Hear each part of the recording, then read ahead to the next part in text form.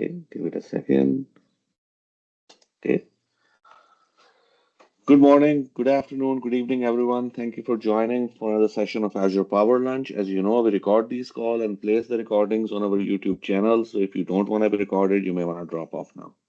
And with starting with our topic of discussion, which is how you can take advantage of uh, logic apps and services like functions and PowerShell to automate some of the governance tasks. So what we're going to do today is we're going to just do a quick overview of resource governance and see why, I mean, what scenario we will leverage these to do some of the governance pieces using these services. So this was based on a recent thing that I'm doing with a customer. So I thought it was good to share it with the team because there's some gotchas that I came across, and it's good to share it with everyone in the audience. And let me just move this toolbar on the side. Okay, so first is what is Azure Resource Governance? It's the process or is the framework and set of tools that you use to organize, manage, and control resources in Azure resources in a enterprise environment. And you may be doing it for a number of reasons to manage, control access to it, for compliance, for cost optimization, for security. So there are multiple reasons, a combination of reasons that you may be doing that. And there are very decent tools and services available which allow you to do that. I think number one is Azure Policy, with which you can enforce certain rules, and and there are a number of built-in policies that you don't have to change anything. You just take that policy, apply it, and it kind of proactively allow you to control, apply Azure Resource Governance. For example, a policy to check if um, the storage accounts are created with a certain with for example with encryption. They have encryption available. Okay, or a certain resource is not allowed in your organization. You don't want that resource to be created. um, that's another scenario that you can take advantage of with policy. Then you have blueprints, which kind of allow you to build these patterns to create the entire Azure environment. Management groups allow you to organize subscription. Resource graph allow you to query across, basically across subscriptions and things like that.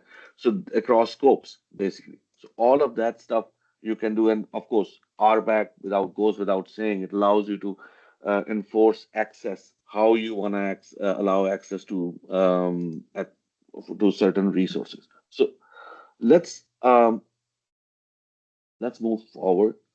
Um, uh, when you need these, if you we have all these policies, why you need some of these things that you want to take advantage of these services? Because in some scenario you want to go take a step further. For example, let's say that you want to send emails based on certain resources that you have find in your system, which are not used or not used appropriately, or you want to send some alerts um, for some reason where people are kind of not using the resources that they're supposed to use, and that kind of scenario. Or you want to generate some reports or data based on what you see going on in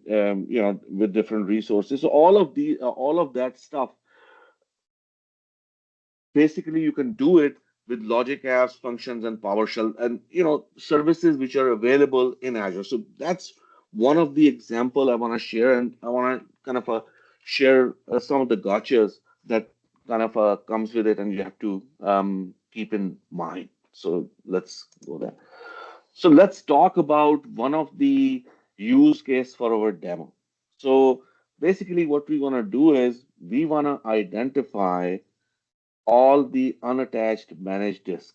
So what happens is in organization, large or small, you create these virtual machines and you create these managed disks that attach to the virtual machine. Sometimes these virtual machines goes away. Those unattached managed disk stays there for some time, justifiable reason because you have you temporarily deleted the VM, but when you recreate it, you will reattach that disk, but sometimes they're just there. So they are basically eating up everything in Azure costs money, and they are eating up cost. They are kind of incurring costs which you don't need, and one or two maybe that may not matter, but in large organization, they sometimes there are hundreds of these resources out there where you want to find out what those resources are. And we want to go one step further. We want to send email to their owners that we will be deleting this disk. So to save cost, so either you attach them or reach out or do something. So the way um, we are going to be approaching it, we are going to be first taking advantage of Resource Graph Explorer to find out Azure Graph Explorer to find out exactly what is the query that we need to use, and then using the HTTP activity to query Azure Graph Explorer using its managed identity to find these unattached managed disks. The next step would be that we will be using Azure PowerShell function app, and that's where I will talk about like some things that you want to do. Just keep in mind that PowerShell function app should have access to manage identity, should have access to certain subscription that you want to query, and then you will send an email using Logic App 365. So let's look at the demo. And sorry, Logic Apps O365 send mail activity to send the email to the owner. So that's the basic workflow that we want to build. Okay. So for example, if you just want to do identify all the unattached disk, you want to do the policy, it's very simple. I mean, there is a policy for it. For example, this is the policy. This checks all the unattached disks. You can use this policy, and this is the compliance. So look, in this my environment, there are 4 disks total, and there are 3 unattached disks. So that's basically you can do that. But if you wanna, as I said, you wanna go one step further, you not only wanna identify, you wanna identify their owner and send them an email, gentle email like, hey, we're gonna delete those disks. Please do something about it. That's where this thing comes into picture, where we wanna take advantage of it. So let's first of all, let's go into the uh, Azure Resource Explorer. And this is the query that we have there, where we are saying resources, where type is disk and property.disk state is unattached. So what we do is we just run this query and it gives us 3 disks. And if we go into each disk, we can see the details and give it a second. So these are the detail, these are different properties. And by the way, you can take it one step further as well, where you can say, okay, I am going to, what I'm going to do is I'm going to find out which is older than certain time. Like maybe somebody, if they detached a disk 1 week, I'm not going to send an alert. So you can do all those things using the workflow approach that we are going to be following. Okay. So now let's go ahead and let's create a logic app. So what we're going to do is, first of all, let's go into the logic apps and let's create a simple logic app and we go from there. Any questions so far, folks? Okay, come on. See, whenever there is a demo, things tends to slow down.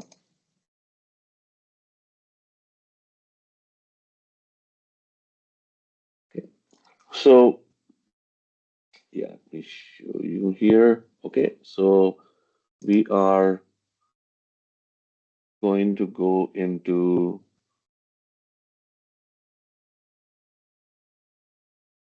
here are the logic apps. Let's go to logic apps, and then we're going to create a logic app over there.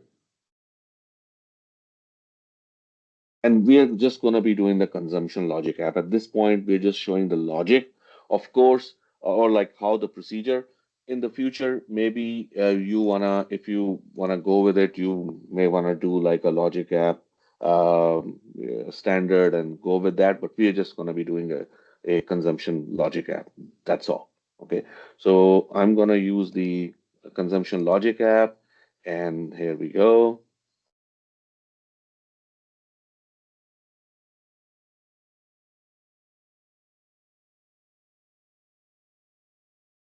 So I'm just going using an existing resource group, and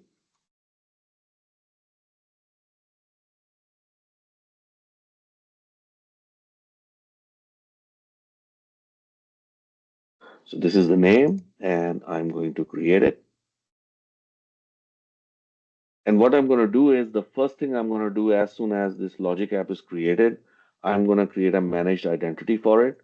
And I'm going to give that managed identity access to our management group. So it can query the data, because without that, nothing is possible. Because if it doesn't have access, and I'm just going to give reader access, because that's all it needs to do. It just need to query data. It's at this moment, we are not making any changes to it. So as it come up, I come into the identity part, and what I'm doing here is I am just saying turn it on. Yes, managed identity access is given. On the other hand, I'm going to go into this is my management group, um, and I am going to add a role assignment of reader. Give this, and oh, come on.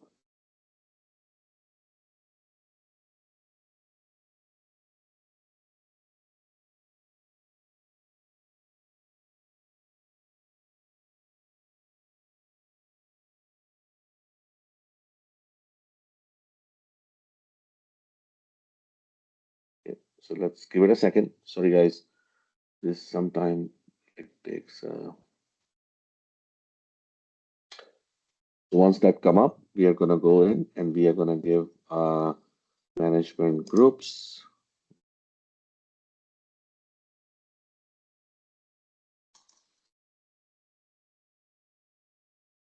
Yep, here we go. These are the management groups.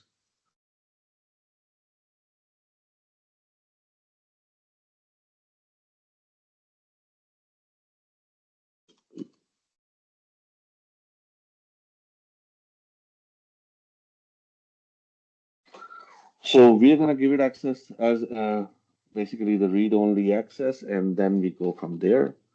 So these are the management groups. We are going to basically go to the, the top level management group and go from there.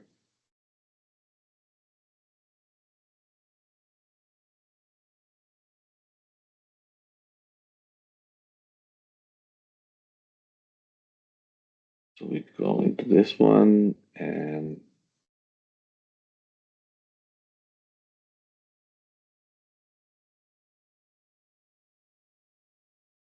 okay, so we do add a role assignment.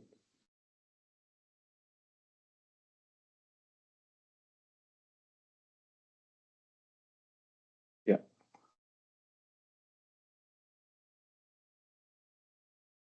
and we're just gonna pick the reader,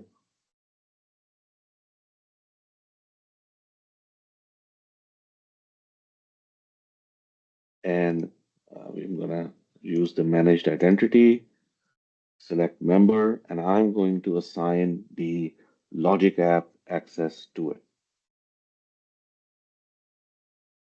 Yeah, so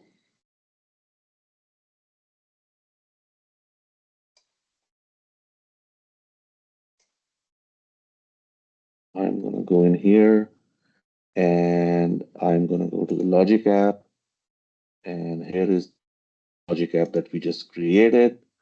Select it, and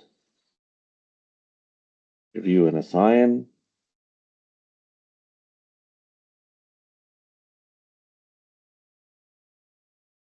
Okay, so that role has been assigned. Let's go back to our logic app overview, and we're just gonna quickly build it.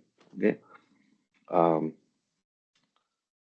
so, and then we will move on to the function piece. So I'm gonna edit it and start with the trigger. Just for the sake of simplicity, I'm gonna use a request response so we can call it from an external source. So I'm just gonna use an HTTP request as input, just some dummy data, and then I'm gonna call the Azure Graph Explorer API. So this is request, and I am when an HTTP request is received, and let it come up, and I'm gonna say, yeah, default.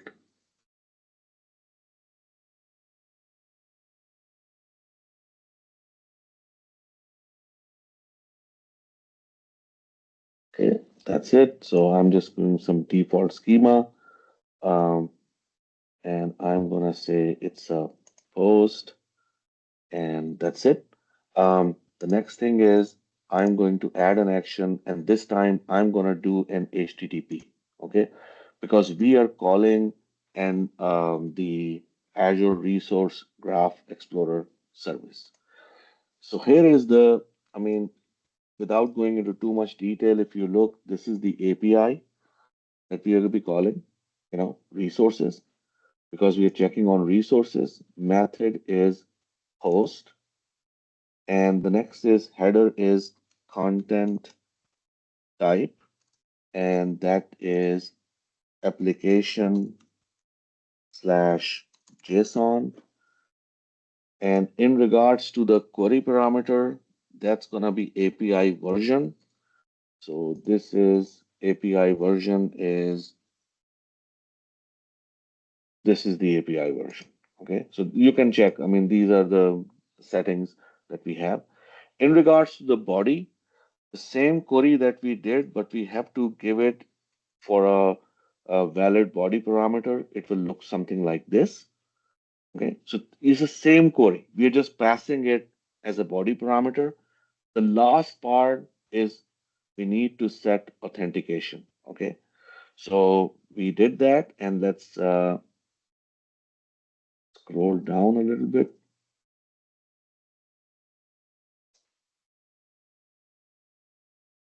Okay, so why it is, yeah, okay, so authentication is managed identity.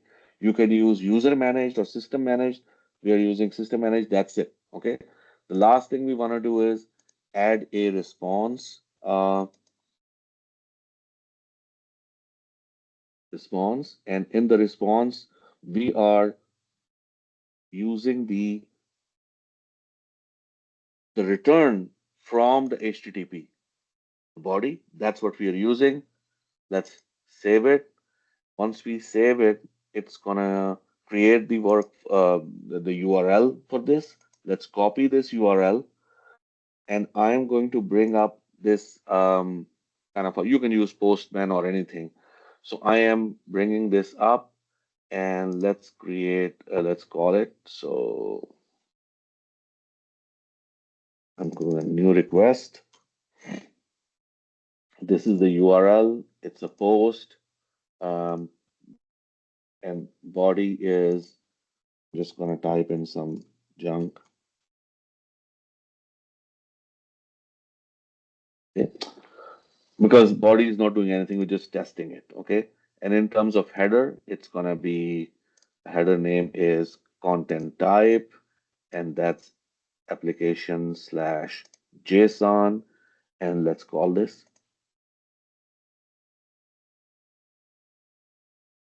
Okay, look, it returned 3 records, same data that we got. So that's how you basically now you're executing it against the Azure Graph API, getting this data out. So same thing you are going to do. Okay, instead of doing it from the portal, you are doing it through the API because you want to automate it. Got it? Instead of doing it manually. Okay, so now what I'm going to do is, since we have limited amount of time, I'm going to show you the workflow and the function itself. So, so this is the entire workflow. Let me just minimize it a little bit so you can see it. Basically, um, this is where I'm calling the query, and then the rest of the stuff is just taking out, parsing the JSON, and making sure I can loop through it. So what I'm doing is I'm taking the JSON, building a JSON object, and then looping through it. So whatever disks I got, I take their ID. The next thing is this function. So this is where I'm calling a function uh, to get the email because um, I'm using PowerShell command get role assignment to get the email of the owner for that particular disk. So let's take a look at that function quickly. Okay, let me just close this here. This is the function. As you can see here, standard stuff. Um, this is basically, I'm just using some command to write out that the function received the request. I am in the name, I'm passing the resource ID of the disk. And this is the command. This is the heart of the system. I'm doing a get role assignment. And what I'm doing is I am saying where role definition is the owner, sign in name. That's important because the role may be assigned to an owner is assigned to a service principal. We don't need that. Or a managed identity. We don't need that. Also, I don't need any machine generated managed identity, which may be a guest user. And then finally, I get the sign in name. That's all I do. And I am building a array and return this back. That's all I do. So what? Think of it. I go in, I query the get role assignment. Get role assignment has the sign in name, and that's what I need to get. Okay. One thing to keep in mind, you will not get the sign in name if you have to do two things. Number one, you will have to give the managed identity used by this function read access to whatever subscription you want to query or give it to the management group. That's one thing, very important. And I have outlined in there's a demo walkthrough that I have put in so you can see that there as well. Second thing is you will have to give uh, them access directory.read all access to that particular managed identity. Okay, there is a script to do it. So let me share that with you. Give me 1 second.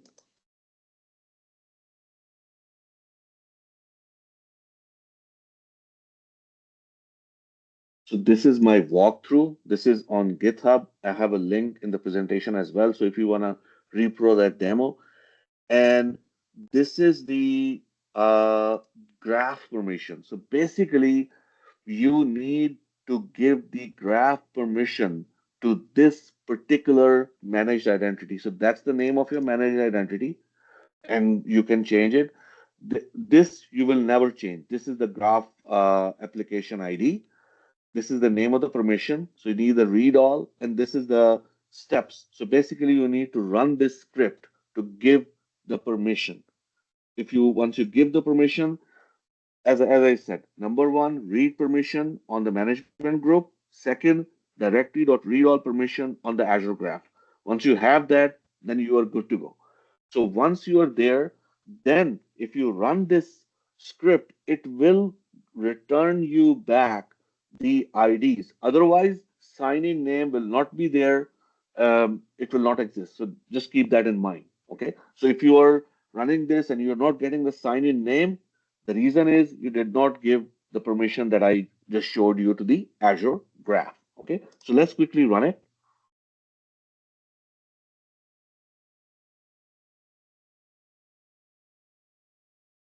Okay. So this is, we're just running the function standalone. Okay. So let's run it, and I'm passing a disk ID, and it's gonna run it. And by the way, I'm running this function after some time, so you will see all the managed dependencies get loaded, and that's some important steps. Uh, I would advise that you use manage dependency specific version. So only those dependencies are loaded which are needed, because if you don't specify specific version, sometime what it does is every time you call, it's going to load these managed dependency. So here, as you can see, like while this function is running, if you see this requirement.psd1, and I have that file as well in the GitHub in the direction. Look, these are the two things I need. I need Azure.accounts and Azure.resources, and I'm giving their specific version. So you just give the specific version, so they are loaded. Um, you know, not everything is loaded again and again.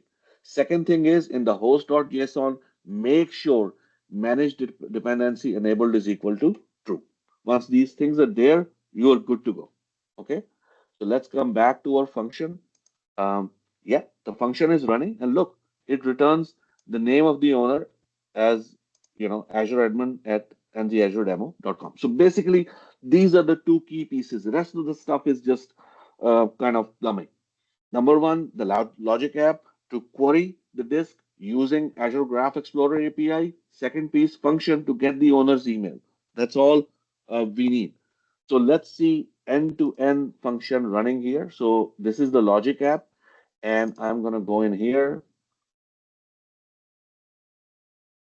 and I'm going to uh, run this Logic app. So it's going to starting the run. Let's refresh it so we can see it running.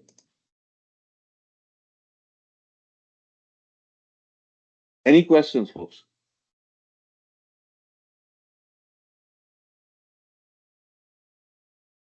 So this will show us run what steps it's going through. So first, it's going to query the whatever disks are unattached, manage disk.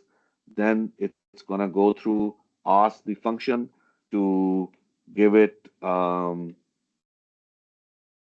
owner emails, and then it's going to start sending out um, to each owner. It's going to start sending out email that your disk will be deleted. So as you can see here, these are different activities. You will see different activities being called. So this is basically now it's calling the function. Give it a second. Yeah.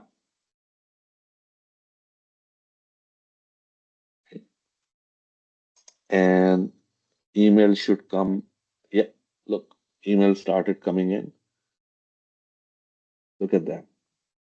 You see, so this is basically end-to-end process. Basically, you saw um, we query the data, and we use PowerShell to get the owner emails and send it. So basically, the idea is how you can combine different things. I want to share some of the gotchas. Like, for example, you have to have access to directory.read.all for the function app in order to get the sign-in name. Any questions, folks?